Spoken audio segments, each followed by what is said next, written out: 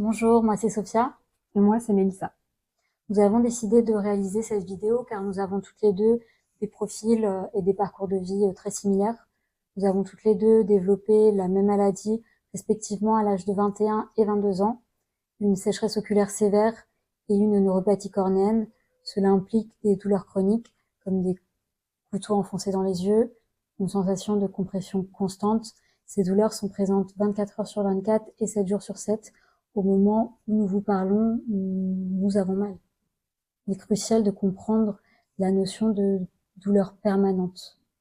Malgré ces douleurs permanentes, on a réussi à poursuivre nos études et à obtenir des postes à responsabilité. On exerce toutes les deux la fonction de responsable des ressources humaines, ce qui doit certainement amplifier l'incompréhension de notre entourage et de nos collègues qui doivent se demander comment on a pu accomplir tout ça avec une maladie chronique. Cependant, on est obligé d'avancer. Dans mon cas, c'est où j'abandonne et c'est la fin, ou j'avance pour ma famille.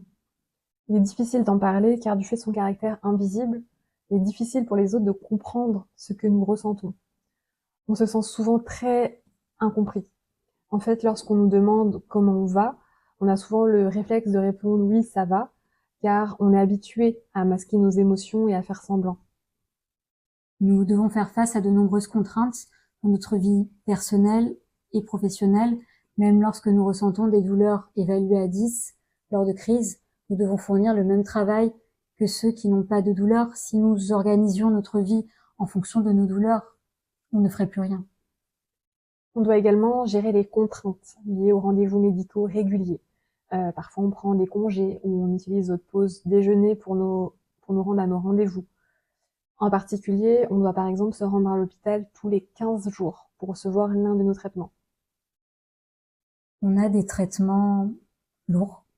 Ça inclut les opioïdes, les injections de kétamine, des collyres à base de notre propre sang, des corticoïdes, des antibiotiques et diverses interventions oculaires. En plus du suivi ophtalmologique, nous sommes toutes les deux suivies par des centres antidouleurs.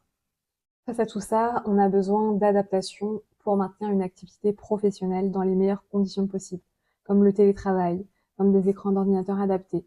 Est-ce que vous vous imaginez travailler en ayant mal quotidiennement? Tout cela impacte forcément le moral, car nous souffrons en permanence.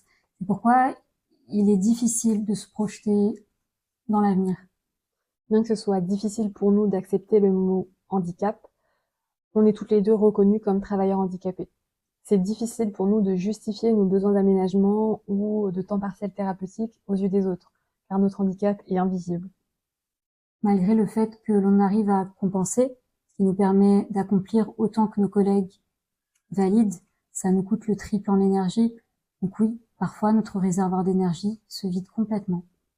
C'est un défi quotidien, lorsqu'on occupe un poste à responsabilité, de gérer en continu notre énergie et nos douleurs.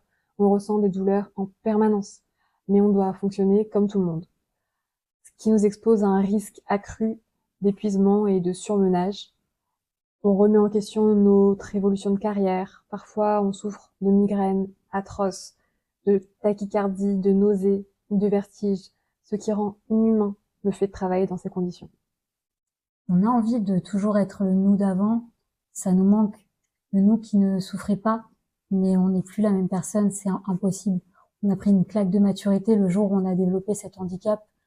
On est une nouvelle personne, alors il faut aussi qu'on apprenne à cohabiter avec cette maladie, puisqu'elle est là. Et la cohabitation peut impliquer des adaptations de poste pour pouvoir se maintenir dans l'emploi, auquel cas on ne tiendrait pas. Le message que nous voulons faire passer, c'est que c'est extrêmement difficile, mais on se bat. Nous avons deux options. Soit nous nous battons, soit nous abandonnons. Il est essentiel pour nous d'avoir des objectifs, de progresser et d'avoir un but auquel nous accrocher.